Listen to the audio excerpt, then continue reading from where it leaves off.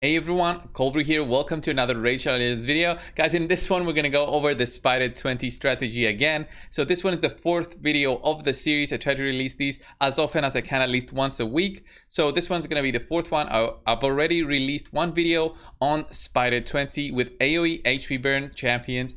I already released a video by using Paragon, how to use Paragon to basically beat any stage for SPDER 20, and then I've released another video on how to use critical rate and critical damage champions and how to use to gear up them, and then how to use them to beat up the SPDER, and specifically SPDER 20. So this one is gonna be another video, guys, in the series. I'm not into my account, I'm into Mikey Mike's account. This has been an account takeover, a small account takeover, just the SPDER 20. Help him beat the SPDER and then get his arbiter. So what I did was actually use the counter-attack strategy for this account to actually beat the SPDER. I'm going to show you all about how to do this and how to correctly gear a champion to do this. You can even gear uncommon champions to do this, rares, epics, whatever you have, it's going to work. So what you guys need is going to be at least one AoE champion that has his AoE on that A1. So for this account, we went with Sinesha, attacks all enemies. Place an extra hit on enemies with less than 50% HP. She has it. She also is Force. So it's a perfect candidate for this account for SPDER 20. Force is weak versus Spirit, and SPDER 20 is Spirit. So this one's a perfect candidate. Other champions you can use is, of course, a Skull Crown, Prince Chimera if you're crazy enough. There's other champions in there. I'm going to quickly show you. There's a Barbarian called Soulbond Boyer. I have a video on her already. You can check that out. She is an A1 champion as well. That's an AoE. You can even use this one, a Zephyr Sniper. She is an A1 AoE champion that is an uncommon, and she will definitely work. She's got a very high base defense.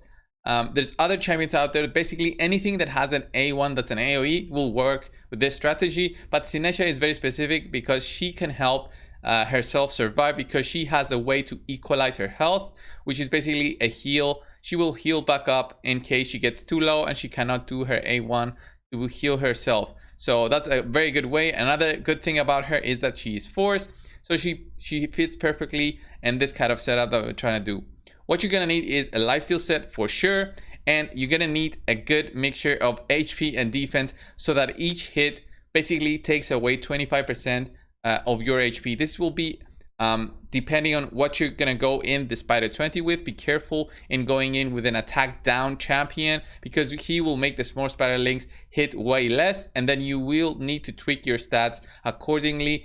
Either go lower in HP and defense, or if you're not gonna use attack down at all, then maybe go higher, just because you do not want to get one or two shotted by those SPDER links.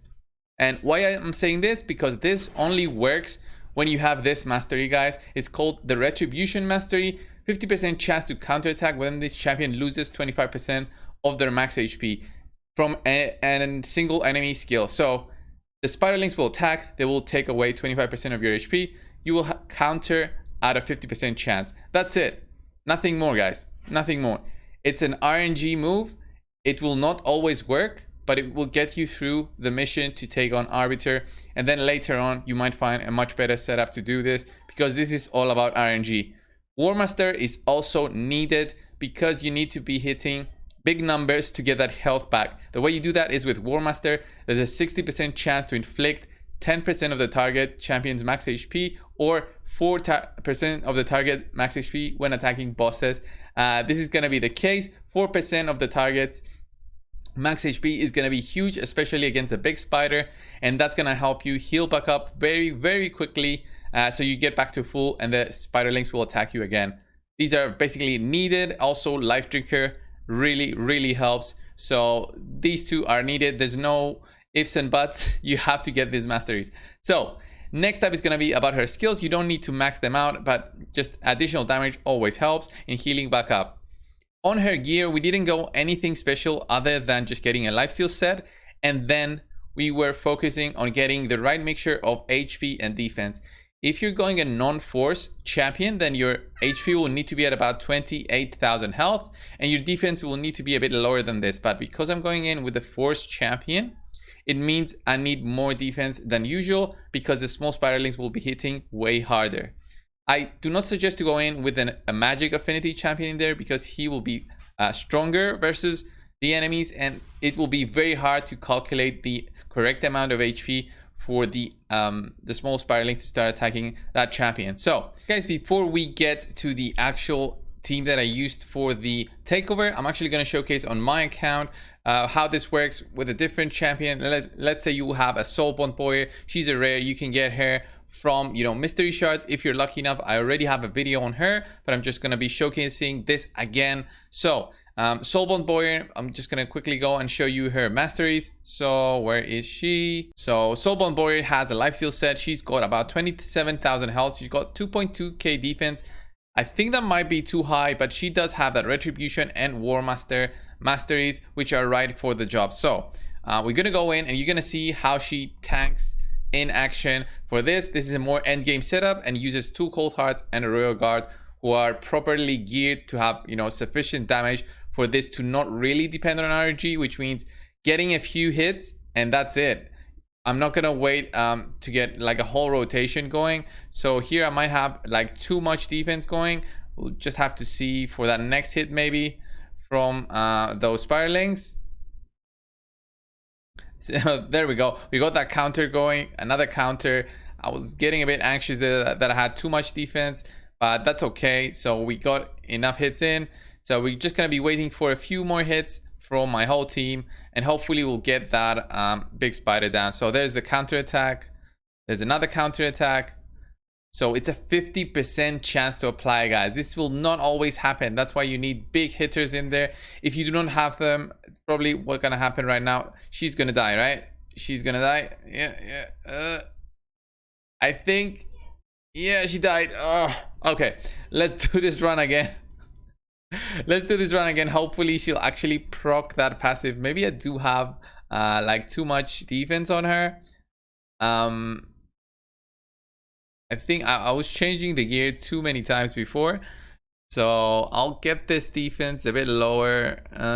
Let's get this big shield down a bit. So that's what you have to do, guys.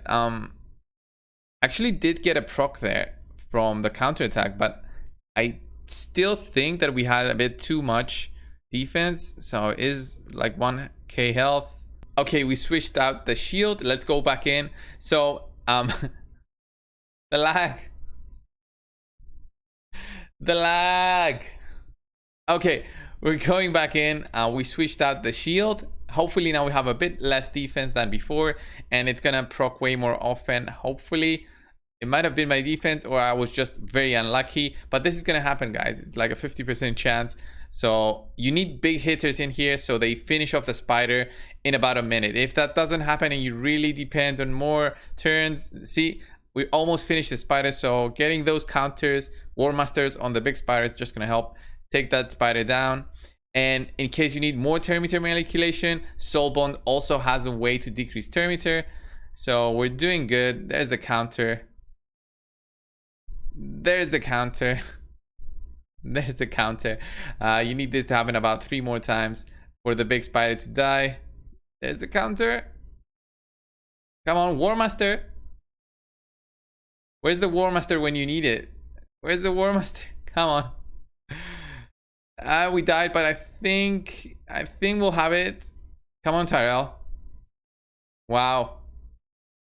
Just wow. We got it. Okay, so that's what I mean, guys, is you cannot really depend on this method to actually farm the spider. It's a 50% chance. So I'm gonna do the quick numbers. So 50% chance to actually proc the counter once. I guess that's a coin flip, but 2 times in a row, that's 25%. Then 3 times in a row, that's half that, and so on and so on. You can get unlucky. In this game, I believe everything. Oh, that's a good banner. I mean, it's a 5-star with the speed. It's a good banner. So let's go over now and see how I actually did the takeover for this method to actually succeed more times and almost at 100% chance. So with much weaker cold hearts and also much weaker royal guard. The Tyrell was the same thing. I mean, speed and accuracy. It really didn't depend on Tyrell. And also Soulbond. Look at that, 2.2. So let's go. So guys, going into this round, I'm going to showcase how this round became a 100% chance for the takeover when I used Valkyrie in there to just guarantee that counterattack for those 2 turns when the buff is on. So if you don't have a counterattack champion, this is going to be, of course, way more difficult. But this is how I guaranteed the rounds to be way more successful than just depending on that Retribution mastery. The counterattack strategy on a tank definitely works, and this can be used if you do have the right champions. If you do not, then you can just depend on that Retribution mastery. That's what I did on other accounts. That's what I did on my main account for a while, and it works up to an extent. You cannot really use it to farm just because it's a really wasteful way to do the SPDER 20. But this one is not so much, just because of that Valkyrie. You could use Martyr instead, but the Martyr would also apply an attack down as an AoE and a provoke. So I think Valkyrie is like the most ideal counter you could have out of the 3 that are available in the game.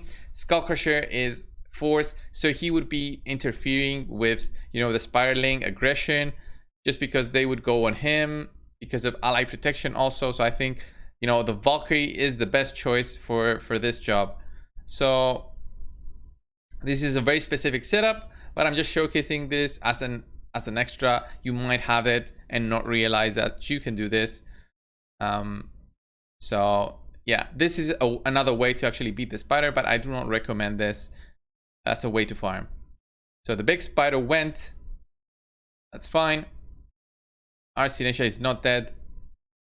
He's gonna go now and heal. There we go.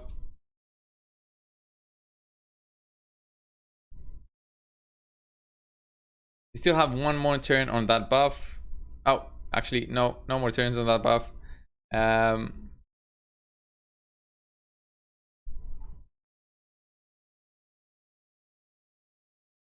we go, the counter. And we're just waiting for another Heartseeker, and that's it. 100% chance to actually beat the SPDER when using this kind of setup. So, guys, if you did like this video and you did find it helpful, please leave a like down below and also subscribe. But I'm trying to do this SPDER series for you guys just to help you out in actually beating the SPDER. If you find any areas of the SPDER, or SPDER 20 in particular, or you would like to see more in-depth guides on SPDER in this SPDER series, or maybe another SPDER, another dungeon series, just leave it down in the comments below. I really appreciate your feedback. So guys, thanks a lot for watching this video. This is another SPDER strategy series, and I'll see you in the next one, of course. See ya.